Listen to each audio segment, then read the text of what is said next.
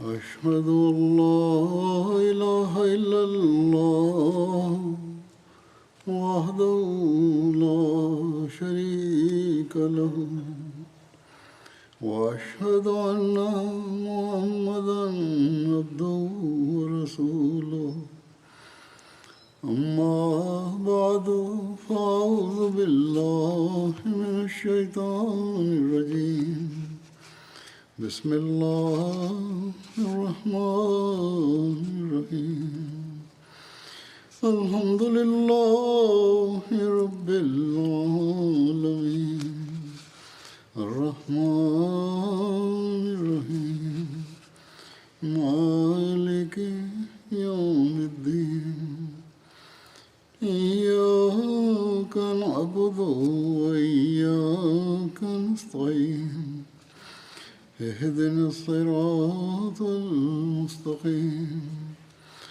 صراط الذين أنعمت عليهم غير المغضوب عليهم ولا الضالين. Allah Teala'nın yolu, kim bu dünyaya gelirse bir müddet burada zaman harcadıktan sonra yeniden bu dünyadan ayrılmasıdır. İnsanlar sadece iyi ve dindar yollarıyla hatırlananlar, başkalarına faydalı olanlar ne kadar faydalıdır, ne kadar şanslıdır. Onlar dinlerine önem verirler. Allah Teala'nın ve peygamberin talimatına göre ellerinden geldiği kadar çalışırlar ve biatın şartlarını, Vadillah Mesih Aleyhisselatü Vesselam'ın biadının şartlarını yerine getirmeye çalışırlar. Hilafet-i Ahmediye'de son derece bağlılık gösterirler. Hukuk-i ibad ve Allah Teala'ya olan ve insanlığa olan görevlerinde en yüce seviyededirler. Onlar daima ellerinden geldiği kadar Allah Teala'nın rızasını kazanmak için gayret sarf ederler. Onlar ancak diğerleri tarafından takdir ile hatırlanırlar. Resul-i Ekrem sallallahu aleyhi ve sellem'in talimatına göre böyle insanlar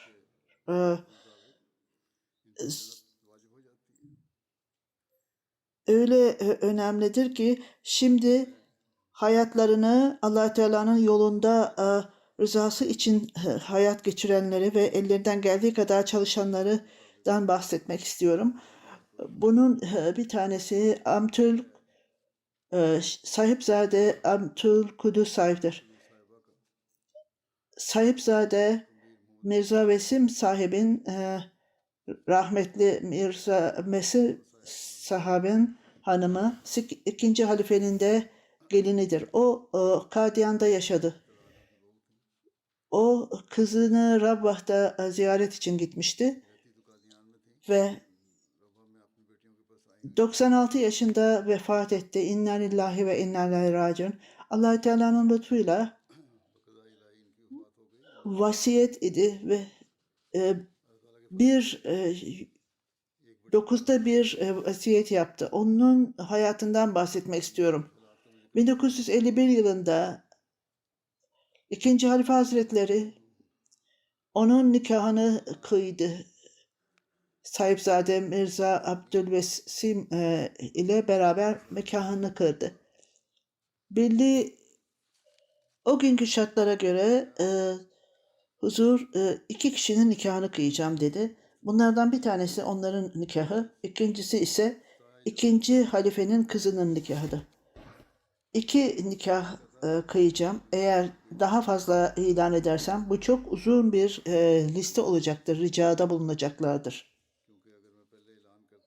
Ve Casasalarının atmosferi veya gerekli olan zamandan dolayı iki tane nikah duyurusunu yaptı.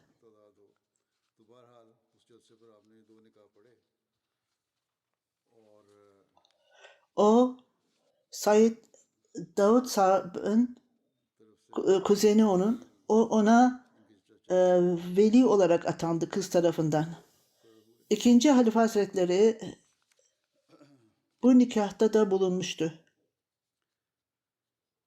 Ve ben normal olarak kızımı vakfizindekiyle evlendirmek istiyorum. Amtur Rasip Nasır sahip Muhittin sahiple evlenmişti. Ve o evlendi ve böylece Hazreti Doktor Muhammed İsmail sahibin hanımının ricası üzerine İkinci Halife Hazretleri evlilik esnasında kız tarafındaydı, oğlu tarafından değildi. Esasen kız tarafını almıştı.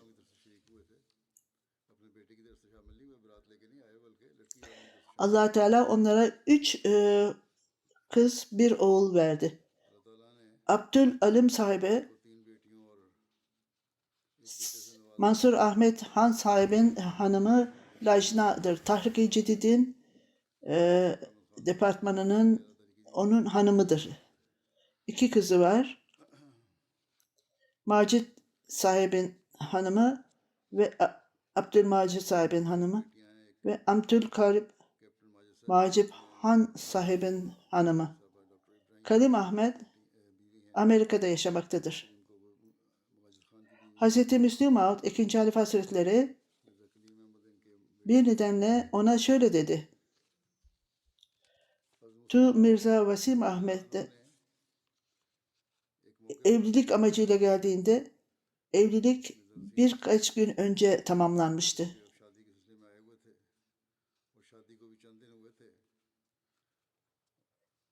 Hanımına ziyaret etmek için kağıtlar hazırlanıyordu. Pakistan ile Hindistan arasında kargaşalık vardı ve orada durumlar ortaya çıkmıştı. İkinci Halife Hazretleri senin hanımının kağıtları hazırlanacaktır. Burayı hemen bırak ve derhal Kadiyan'a dön. Çünkü Vadid'den Mesih Sallallahu Vesselam'ın ailesinden birisi orada olması gerekir. Derhal uçakla biletini ayarla ve derhal git. Eğer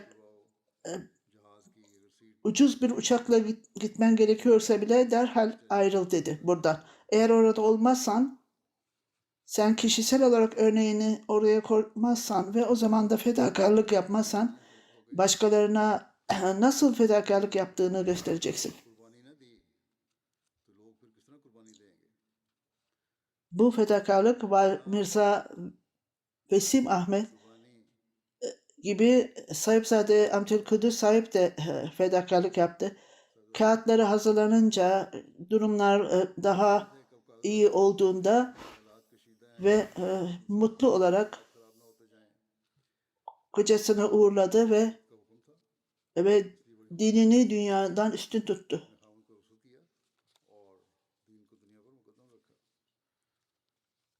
Müslim Maud Lahor'a geldi onu uğurlamak için. Haşmetullah sahibe de haber verdi ve uçak kalkıncaya kadar ta orada durdu ve uçak kalkıncaya kadar dua etti. Haşmetullah sahibinin bildirdiğine göre.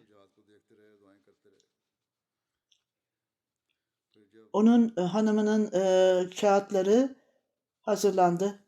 Evlilikten bir yıl sonra Kadiyan'a gelecekti. Hazreti Müslim Ağa özellikle bana tavsiyede bulundu. Ümmü Nasır'ın evinde otur. Vadiden Mesih Sallallahu Vesselam orada devamlı kalmıştı ve ayrıca o evin bahçesinde de konuşma yapmıştı. Sahipzade Abdülkudüs sahibi Kadiyan'a gitti ve orada Ahmediye Müslüman cemaatinin hanımlarının organize etmesi için çok büyük rol oynadı. Ve onlara sevgi verdi ve Kadiyan'da ayrıldıktan sonra Hindistan'la Pakistan'ın ayrılmasından sonra oradaki kadınları organize etti. Oradan birçok mektuplar almaktayım. dervişler ve dervişlerin hanımları, 4. Halife Hazretleri oraya geldiklerinde ilk Cuma hutbesinde 4 Haziran'da 1985-84'te Cuma hutbesinde Kadiyan'da Ensarullah programında ve ayrıca İslamiyet'in propagandasında çalışma yaptı. Bunun için çok büyük bir yere ihtiyacımız vardı. İki merkeze ihtiyacımız vardı. Bir tanesi Almanya'da, bir tanesi İngiltere'de. Bunun için Allah-u Teala para ve zenginlik vermesi gerekirdi. Kadiyan'ın hanımları bir kere daha son derece bağlılık gösterdi ve bu çağrıya koştu. Sahipzade Amtül Kudüs sahip hanımların sadırıydı ve raporunda hanımlar, Hindistan'ın hanımları bu çağrıya koşarak geldiler ve birbirlerine bağışta geçtiler. Ellerinde ne varsa fedakarlık yaptılar, mücafatlarını verdiler, bütün paralarını bu amaç için ortaya koydular.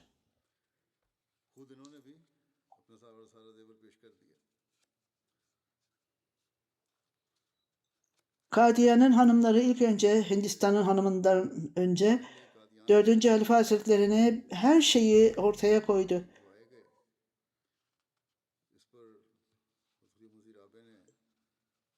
Ben hanımlarla ilgili olarak rapor almaktayım. Tahrik-i Cedid fedakarlığı yapıldığında hanımlar son derece fedakarlıkta bulundular. Şimdi birkaç kadın orada vardır fakat onlar ben son derece tahmin etmekteyim ki bununla ilgili olarak ben rapor almam gerekir diye düşünüyordum. Çünkü onlar fedakarlıkta öne geçtiler. Geçmişte Kadiyan nasıl son derece yapmışsa fedakarlık bugün de bunları yapmaları gerekir. Allah Teala'nın lütfuyla raporu aldım hanımlardan, lajlarının ve hanımların sözleri, genç kızların, nasratların yaptığı sözler vardı. 16 Temmuz'da halifenin hutbesi hala hanımlarla ilgili çok etkiliydi.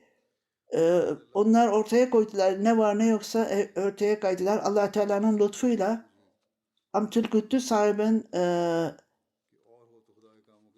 mektubuydu bu 4. Halife Hazretleri. 1991'de Kadiyan'a gitti ve şöyle buyuruyor. Allah Teala'nın lütfuyla hanımlar, Hindistan'ın hanımları hepsini ortaya koymadılar. Özellikle Kadiyan'ın hanımları fedakarlıkta birbirlerini geçtiler. Onlar birbirlerini geçmektedirler. Kadiyan'ın hanımları son derece fakirdir. Hanımlar, genç kızlar öylesine öne geçtiler ki bazen onları durdurmak istiyorum. Sizin kapasiteniz yoktur daha fazla vermek için diyeceğim. Onun yanı sıra onlar için düşünüyordum. Ben kendim onlar fedakarlık yaptıklarında onlar farkındaydılar ve ne kadar mükafat alacağını biliyorlardı. Allah-u Teala'nın lütfuyla onlara gelecekte nimetlendirilecekti Allah-u Teala tarafından. Bir nedenle 4. Halife Hazretleri merkez yapılsın diye duyuru yaptım. Ahmedi kızlar bir kutuda topladılar ve ondan sonra ne biriktirmişlerse onu din için verdiler. Allah Teala o kadar yücedir ki bazen tam sevgiyi göstermeksizin binlercesi ortaya çıktı ve nasıl olmuşsa samimi olarak fakirler öylesine fedakarlık yaptılar ki kendi kapasitelerine göre çok küçük bir miktar ama sevgiyle ortaya verdiler. Allah Teala onu büyük bir sevgiyle kabul etmiştir. Ve Allah Teala bunu kabul ettiğinde hiç şüphesiz bu yolla Allah Teala birkaç mücevher veya bilezikleri kabul etti. Bu Lajna'nın yazısıdır. İkinci Halife Hazretleri Hz. Müslim Maud Kadiyan'a onu gönderdiğinde ayrıca onu beraberce Lajna'yı bir araya getirin Ahmediye Cemaati'nin. İlk önce genel sekreter oldu Kadiyan'da. 1955'te Lajna merkezinin başkanı ve ondan sonra Lajna İmallah geldi. 1968'de o Lajna'nın başkanı seçildi. 1999'a kadar aynı görevde kaldı. Ondan sonra bu hizmet esnasında birçok Ahmediye Cemaati'nin şubelerini ziyaret etti. Ve orada çok sorumluluğu vardı. Sahipzade Mirza Vesim Sahip onun ismiyle bir takım şeyler gönderdi ve orada her şeyi hareketlendirdi. İngiltere'de Hindistan'da birçok dil vardır ve farklı farklı dillerle kendi dillerine farklı yerleri ziyaret ederdi Mirza Vesim Sahip. Ondan sonra bu yolla ayrıldıktan sonra onları organize etmesi gerekiyordu ve çok önemli rol aldı. Abdülhalim kızı 4. Halife zamanında Hindistan'dan gelen mektupların özetini çıkartmak için bir ekip kurdu. 4. Halife Hazretleri'nin mektupları özet oluyordu. Ayrıca Kur'an-ı Kerim'de 2500 çocuğa Kur'an öğretti. Sabahleyin çocuklar grup halinde gelirler. Sonra öğleden sonra gelirlerdi. O çocuklar Efes'i çalışıyorlardı Kadiyan'da ve Kadiyan'da 3 ay orada duruyordu. Annem sabah ve akşam onlara Kur'an öğretiyordu diyor kızı.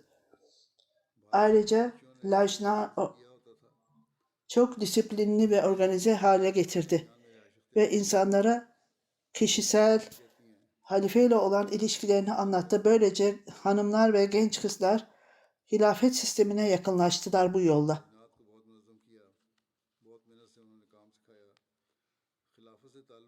Onun misafirperverlik karakteri vardı. Kızı söylüyor. Daima babamızı desteklerdi. Çok fakir durumunda. Sadece öğleden sonra dal yerdik. Babamız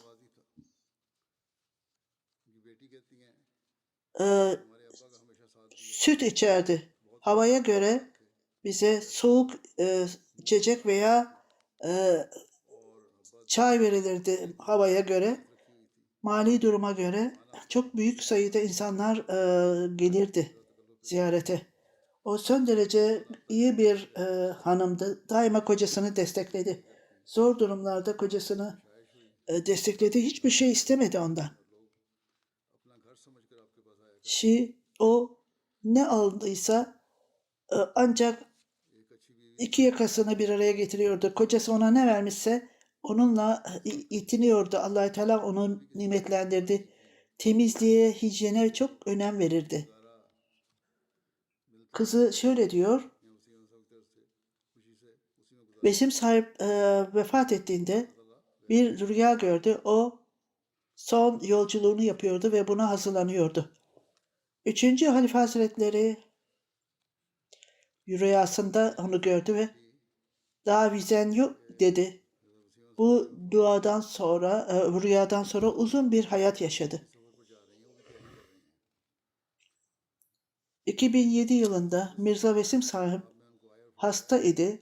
Allah-u Teala ona tedavi verdi. İyileştikten sonra Hyderabad'ı ziyaret etmek için program yaptı. Hanımını kendisiyle beraber aldı ve orada Kudüs sahibi bir hanım, bu hanım Abdülkudüs sahibi rüya gördü. O tehlikeli bir durumdu. Sanki kocasının hayatının son dönemiydi gördüğü rüyada.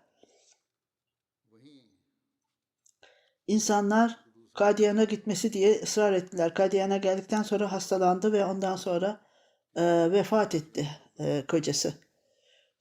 Hayatının son döneminde onun gözlerini kaybetti Abdülkudüs sahip.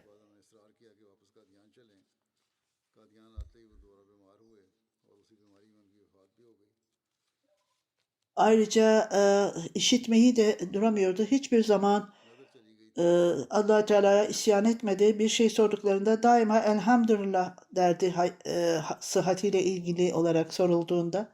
Her zaman elhamdülillah derdi. Merkezin yapılması için duyuru yapıldığında ne varsa elinde mücevherlerini verdi. Halifenin zamanın halifesinde ilk çanda onun tarafından ve Hazreti Mirza Vesim sahip tarafından verilirdi. Kızı şöyle diyor. Kur'an-ı Kerim'de bir hata yaptığımda babam, annem öbür odadan oradan düzeltirdi. Sanki o ezberlemişti. Öylesine devamlı olarak Kur'an'ı okuyordu ki hepsini hatırlıyordu. Mirza Mesih sahip itikafa oturmuştu. İtikafa girmişti. O da itikafa girdi ve onlara verilen yiyeceği dağıtırlardı. Ve ayrıca misyonerlere de verirdi. Ahmediye Müslüman cemaatinin misyonerlerine de verirdi o yiyecekten. İnsanlar son derece dikkatliydi. Elinden geldiği kadar mutlulukta ve üzüntüde katılırdı. Farklı farklı insanlara Kadyan'da dikiş öğretti. Onlara herkes özgeçmişi dikkate alınmaksızın herkesle beraberce yaşadılar. 2005 yılında Lajna Saray-ı Masur yapıldı. Rabah'ta bir bina yapıldı. Ona çanda verildi. 100 bin de kocası adına verildi. İki ülkenin birbirinden ayrılmasından sonra Kadyan'da ve Rabah'ta Malfuzat Vadidler Meselesi'nin kitabı Hazreti Ahmadcan'a verildi. Abdurrauf kızı, küçük kızı ve Tül Riyadet'te ve Kırmızı Damla odasında Hazreti Ahmadcan orada yaşıyordu ve orada 3 kişi vardı. Abdurrahim sahip ondan sonra yazıyor. Evde ne pişirirse onlara gönderirdik. Beytü Dua zamanında hanımların oraya gelmesi zamanına gelince onlar oraya gelir ve hanımlar eve dönündü ve orada kalırlardı. Bir sınırlama yoktu. Hanımlar başları veya hiçbir sıkıntı olmadan oraya girerlerdi. Mirza Vesim sahip vefat ettiğinde İnam Guhari sahip Nazır-ı Ala oldu. Annemiz tamamen ona itaat etti ve ne gerekiyorsa ona yardım etti. Vasiyet de bütün hayatı boyunca verdi ve ona bina verdi. Birinci defter evveldi. Ondan sonra çocuklarına da tavsiye ederek namazınızı tam zamanında kılın. Eğer namazınızı dosdoğru tutarsanız hayatınız da dosdoğru olacaktır. Ayrıca birçok çocukları yetiştirdi. Sadece emikel olarak yetiştirmekle kalmayıp ahlaki ve eğitim terbiyeyi de onlara öğretti ve Kur'an-ı Kerim'de akraba olmayan çocuklara da öğretti Kur'an'ı. Bir kişi kızıyla beraber yaşlı kadın geldi ve kızına ben ben ne kadar hayatta kalacağım, ailem onun bu kızı öldürecek dedi. Bu kız o zaman 25 yaşındaydı. Benim babam, annem ona Kur'an öğretti ve Kur'an-ı Kerim'in tercümesini öğretti. Tam lisanı bilmiyordu ama daha sonra onu evlendirdi. Derviş zamanında iki ülkenin ayrılmasından sonra mali olarak çok sıkıntılar vardı. Kimin kızı evlenirse onlara kendi mücevherlerini verir. Bunu evlilikte giy, kullan, ondan sonra geri ver dedi. Sonra bunu diğer dervişin çocuklarına da verirdi aynı şekilde. Çünkü dervişlerin döneminde son derece sadelik vardı Kadiyan'da. Onlar çok zorlukla yaşıyorlardı. Durum düzeldiğinde çocukların durumu da düzeldi ve o zor zamanlarda ilk önce insanlar ona mallarını emanet olarak verirlerdi. Bütün bu emanetleri dolapta saklardı. Bazen mücevherler veya bazen para orada saklanırdı.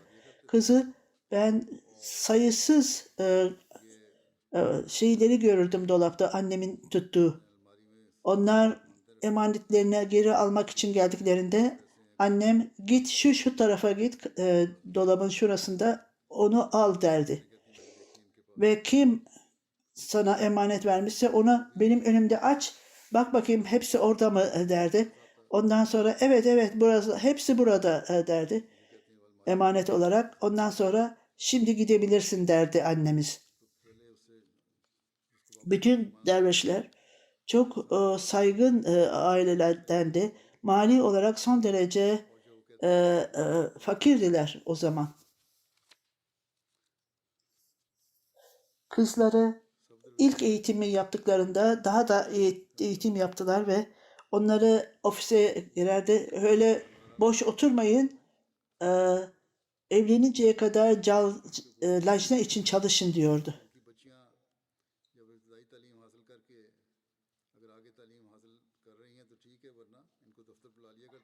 Onlarda o zaman tam olarak ofis yoktu. Buna rağmen küçük bir ofis vardı evin bir tarafında ve orada okuldan geldikten sonra ödevlerini de yaparlardı çocuklar. Çok kalabalıktı. Buna rağmen o bütün işlerini mutlu olarak yapmıştı. Ne zaman kızlar lajna için gelirse çalışmak için onlara çay verirdi, yiyecek verirdi ve içecek verirdi. Ayrıca kızlara yemek için masayı nasıl kuracaklarını öğretir derdi. Bugün onları öğrenin, size evlilik teklifi gelince o zaman size kimse cahil demesinler. Önce kızlara öğretirdi. Bütün bu kızlar iyi ailelerle evlendiler ve böylece zorlukla karşılaşmadılar. Bazı kızlar bundan bahsetmektedir. Biz bunu ondan öğrendik ve tam manevi olarak bize böyle terbiye etti. Bu şekilde evlendikten sonra kayınvalidelerimizle daha iyi uyum içinde olduk.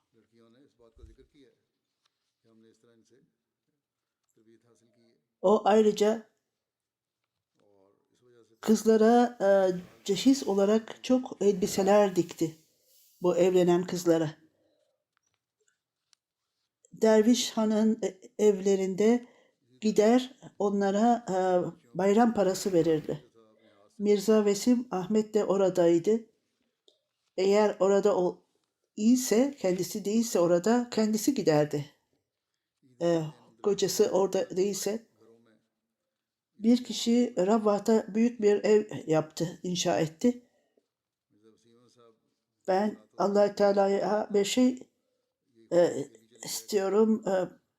Ben Kadiyan'da kalmakla Allah Teala'nın lütfuna nail oluyorum.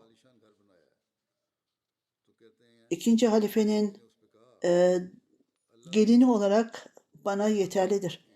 Bana hiç şüphesiz cennette bana büyük ev verilecektir. Hazreti İsmail sahip şöyle diyor, o çocukluğundan itibaren ben oradaydım. Ben temizliğe önem verirdi. Hiç kimseye izin vermezdi. Ancak benden başka kitaplara vesaire nerede kimse aynı yerlere koyardım. Onun içindir ki Abdülkudüs'ten başka benim odama hiç kimse giremez diyordu.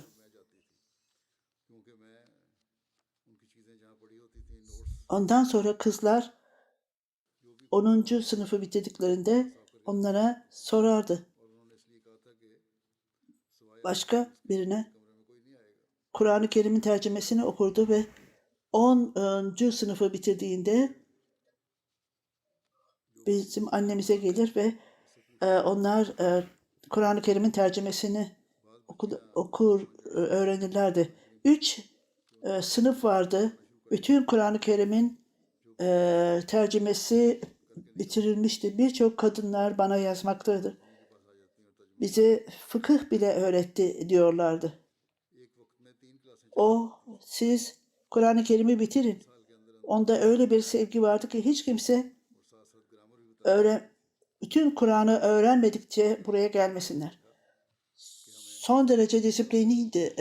Teheccüd namazı kırardı.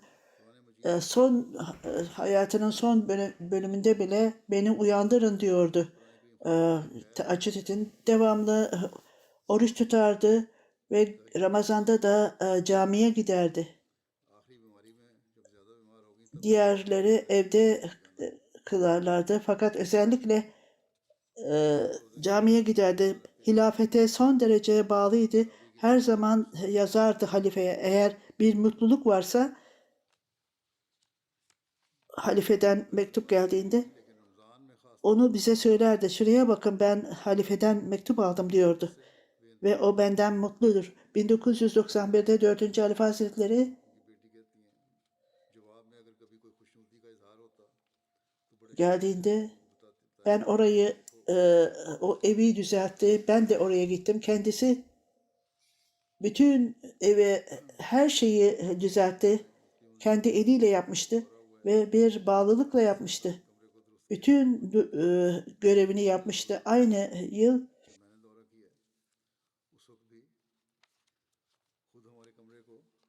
bunu yapmamasını söylememe rağmen her gün sizin için yemek hazırlayacağım dedi. Her şeyi yaptı ve çok büyük saygıyla ve her şey yemek ona gönderiyordu. Babamız vefat ettikten sonra annemiz ağlıyordu ve aynı kelimelerle vaat edilen Mesih Sallallahu Aleyhi ve Sellem'in ölümünde ey Allah o bizi bırakıyor. Sen bizi bırakma diyordu. Ve ben emin olarak bu dua kabul edilmişti ve ondan sonra hepimiz çocuklar farklı farklı ülkelerdeyiz ve hepimizin karşılıklı vizesi vardı ve ne zaman istersek oraya gidiyordu. Ve Darül Masih'te birçok misafir vardı. Annemiz 11-12 yaşındaki çocuklara ben misafirlere nasıl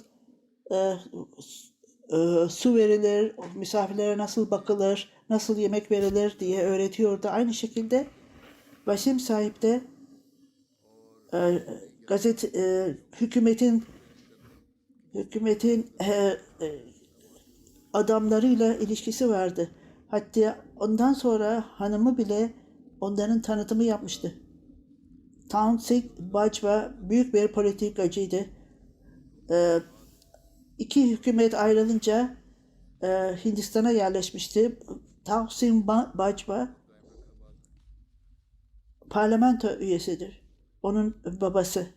Satnam सिंह बाजवा सियासतदान थे वहाँ के बड़े, वो पाकिस्तान से जब पार्टीशन हुई हिंदुस्तान में Sahipzade onun hanımı çok çok वालिद थे। ziyaret ederdi ve onlar kendi mallarını anneme emanet olarak verirlerdi. Bir keresinde उनकी एहलिया emanet bir şey verdi. के साहब Açtın mı, baktın mı dedi diye sordu. और वो अमती Amtul Kudüs'e sordu. Bu sizin emanetinizdir. Ben niçin onu göreyim? Siz bakın, siz görün. O fakirleri son derece düşünürdü. Bir keresinde Kolbisa denilen bir köye gitti. İnsanlara verecek bir şey yoktu elinde. Elbiseler ve çocuklar, elbiseler vardı. Onlara bu elbiseleri çocuklara verdik ve elbiselerle gelmiştik hediye vermek için. दौरे पे गई, वहाँ कुछ देने के लिए लोगों को कुछ नहीं था, तो कहते हैं हम बच्चों को Annemin öğrettiği Kur'an'da Mir Muhammed İsmail'in tercümesiyle Hazreti Ammacan onu hediye olarak verdi onlara. İbrahim Munib onun damadı şöyle diyor. बच्चों को नादरा और तर्जमा पढ़ाया था। वो कुरान हज़रत मीर मोहम्मद इसाक साहब के तर्जमा पर मुश्तमिल था और कुरान का वो नुस्खा Mia Veseb'in ölümünden sonra 10 yıl Kadiyan'da kaldı. Kızı onu Rabbaha götürdü. O çok hastaydı. दामाद हैं। कहते हैं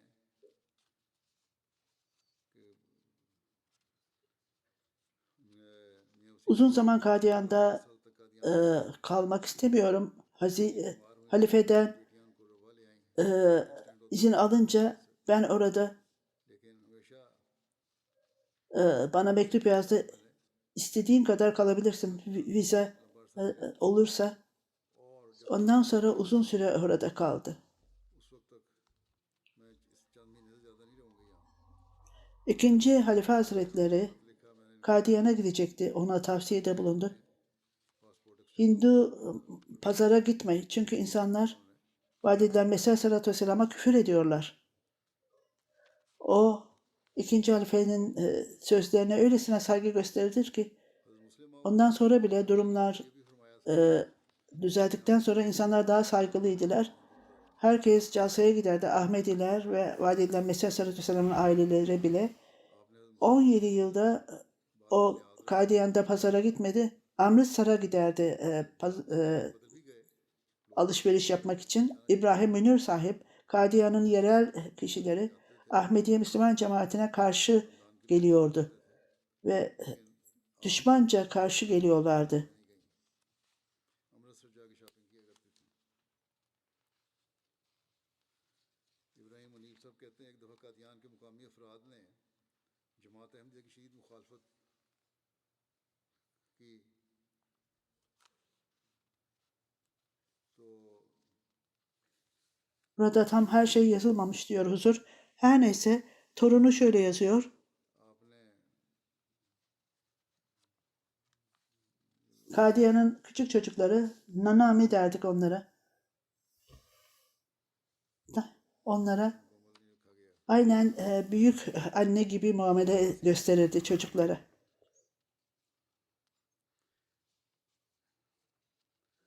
कि कादियान के छोटे बच्चे आपको नानी अम्मी कहा करते थे Torunu şöyle diyor. Bir keresinde çok zayıftı. और शफकत का सलूक किया। Akşamüstü bir kadın geldi Ahmediye Müslüman cemaatine. Yaşlıydı.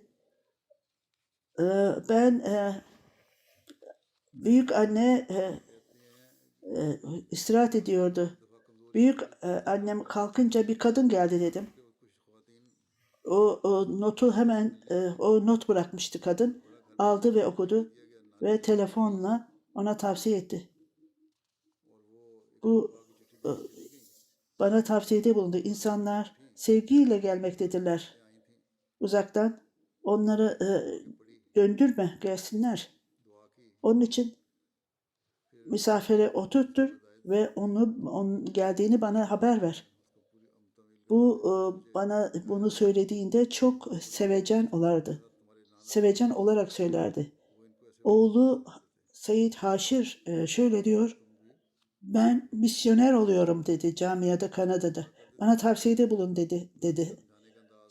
Sen halifenin sözünü dinle, dikkatle dinle ve ona göre hareket et dedi annesi ona. Ondan sonra dua etti ve namazını zamanında kıl ve Allah-u Teala'ya duada bulun dedi.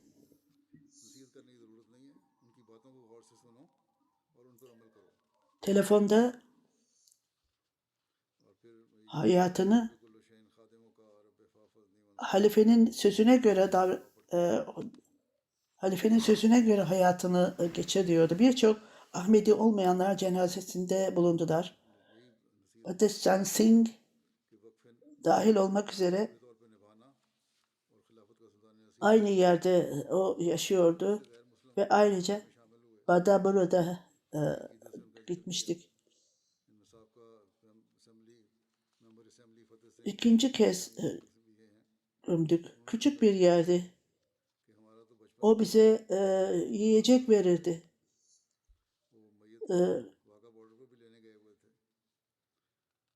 Torunlarından birisi Mala.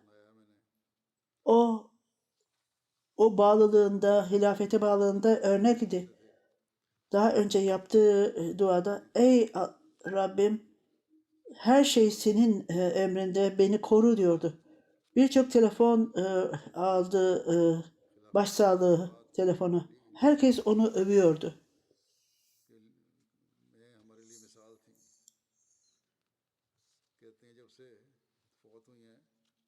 Ondan sonra bir müddet sonra Kadiyan'a gitti ve bu kişi, Kadiyan'daki kişiler onu öylesine sevdiler ki o da Kadiyan'ın insanlarını çok sevdi.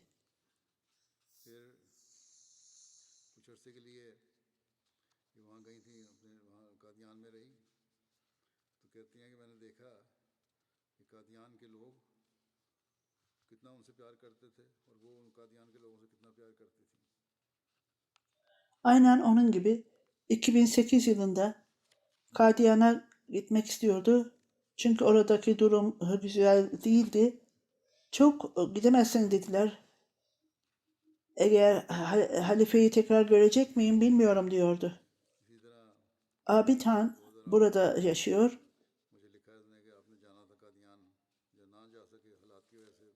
Bu hanımın torununun kocası. O bize zamanımızı nasıl geçirmemiz gerektiğini öğretti bize. Abid Han. Çok nazik bir kişiydi. Bir keresinde onu sert olarak konuşurken gördüm. Kadiyan'dan bir kızın birisinin evliliğiyle ilgiliydi. Sahipzade Abdülkudüs hasta oldu ve hastalığında bana benim hasta olduğumu söyle ve sen gitme dedi. Ala ben hiç şüphesiz o evliliğe katılacağım dedi. Benim bağlılığım o kadar Kadiyan'la olan insanlarla o kadar derindir ki. Akila Vet sahip dervişin kızı şöyle diyor. O daima kızlarını, derviş hanın kızlarını yönlendirirdi. Onlara farklı konularda tavsiyede bulundu. Onunla çalışan kişiler onun sevgisini ve hissederdi. Çok arzusu vardı. Bütün işlerde bu işler gelecek nesillere dağıtılmalıdır. Ne yapmışsa tertemiz yapmıştır her şeyi. Bu işler bize Kur'an-ı Kerim'i tercümeyi, fıkıhı bile öğretti bize.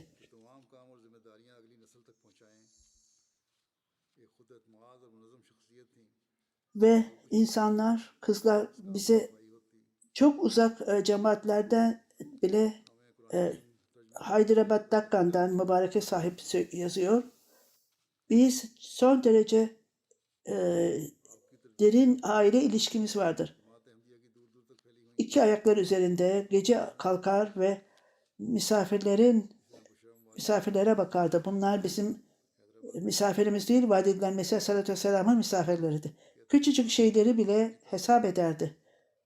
Sacide Tenvir sahibi, Hazreti Alaaddin sahibinin hanımı, Lajna Kadia'nın üyesi, o anne durumundaydı. Aynen annenin hayatın bütün etiketlerini kendilerine, çocuklarına öğrettiği gibi bu hanım da her adımda bize ahlaki ve iyilikler öğretirdi. Bu asıllar ve nesiller boyu ona teşekkür borçluyuz.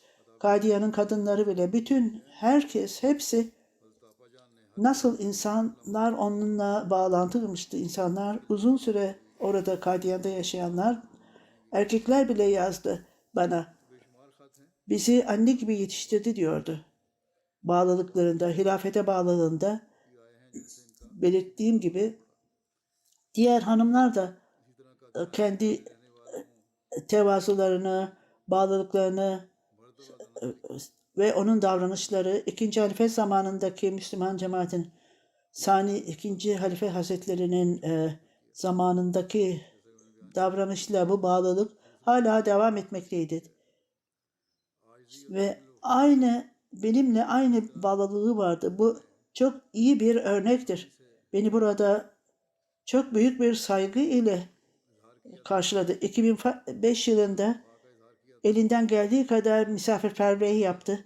Ne zaman karşılaşsak onun yüzündeki ifadeyi görürsünüz. 2005 yılında hastalığına rağmen Delhi'den Kadiyan'a benimle beraber geldi. Allah Teala onun makamını yükselsin ve devamlı olarak onun çocukları arasında bütün bu sevgiyi, bütün çocuklara, herkes sevgiyle beraber yaşamalarını nasip etsin, ondan öğrendiklerini. Hiç kimse yoktu benim vaat edilen Mesih Aleyhisselatü Vesselam'ın kan ilişkileri olan kimse yoktu. Allah Teala öyle bir durum yaratsın ki birisi Kadiyan'a gitsin. Allah Teala onun makamını yükselsin inşallah. Burada cenaze namazı kılacağım. Muhammed Erşed Ahmedi sahip İngiltere'den. O geçenlerde 71 yaşında vefat etti. İnna lillahi ve inna ileyhi raciun. Yusuf Ahmedi sahip onun babasıydı.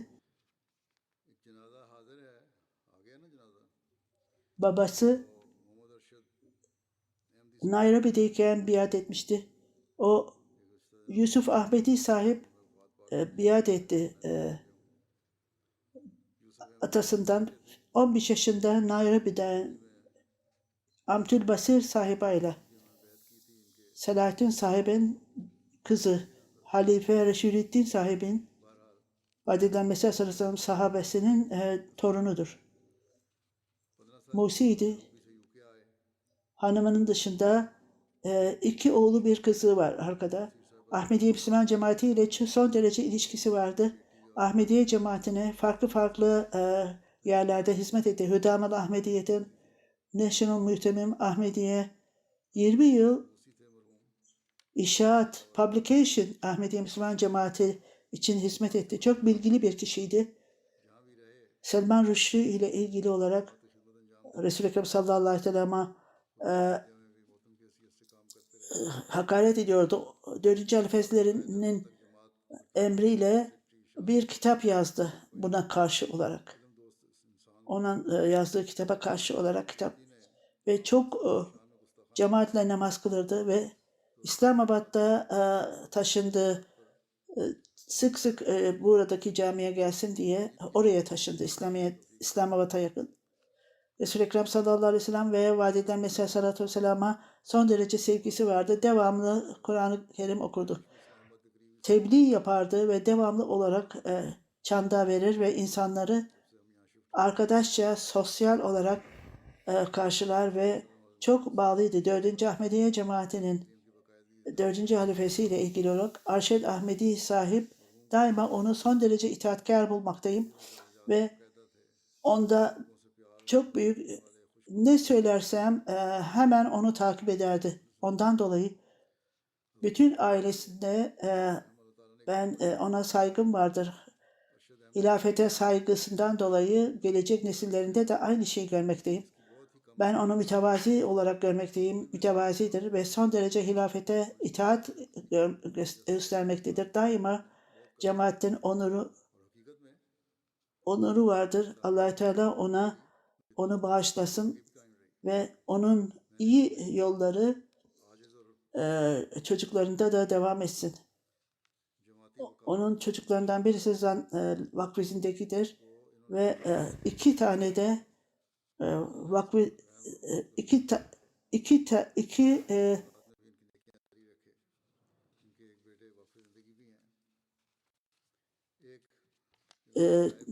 cenaze namazı, gayip cenaze namazı vardır. O 92 yaşında vefat etti Amerika'da. İkinci Halife Hazretleri'nin elinden biat etmişti. 1951 ve 60'ta Chicago'da son derece büyük tevazu gösteren hilafete, cemaate çok bağlılığı vardı. Ve MTA'yı ilk önce o seyrederdi. Sonra online seyrederdi. Benim cuma hutbemi çok dikkatle dinlerdi. Sadece dinlemekle kalmayıp not alır ve bunu diğerleriyle tartışırdı. O camiden 90 mil uzakta yaşardı. Buna rağmen devamlı olarak cuma namazına gelirdi. Çanda verirdi ve hiçbir hatırlatma ona yapılmazdı. Bütün dini meselelerde önde giderdi. Kızlarından birisi Ahmediye cemaatine dahil değildi. Fakat Allah Teala onu affetsin, ona rahmet etsin ve onun duaları kızı için de kabul edilsin ve o da Ahmediyeti kabul etsin inşallah. Bir cemaat daha, iki gayip cenaze, bir hazır cenaze var. Cuma namazından sonra onların namazlarını kıldıracağım.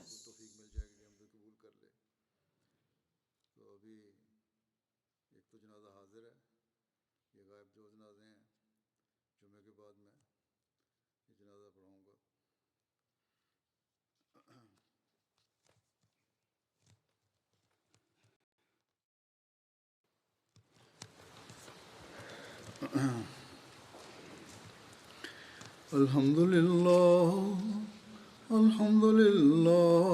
nahmeduhu ve nestainuhu ve nestağfiruhu ve nu'minu bihi ve netevekkalu aleyh ve na'uzu billahi min şururi enfusina ve min seyyiati a'malina. من يهده الله فلا مضل له ومن يضلل فلا هادي له ونشهد أن لا إله إلا الله ونشهد أن محمدا عبده ورسوله عباد الله رحمكم الله إن الله يأمر بالعدل والإحسان وإيتاء ذي القربى وينهى عن الفحشاء والمنكر والبغي يعظكم لعلكم تذكرون اذكروا الله يذكركم وادعوه يستجب لكم ولذكر الله أكبر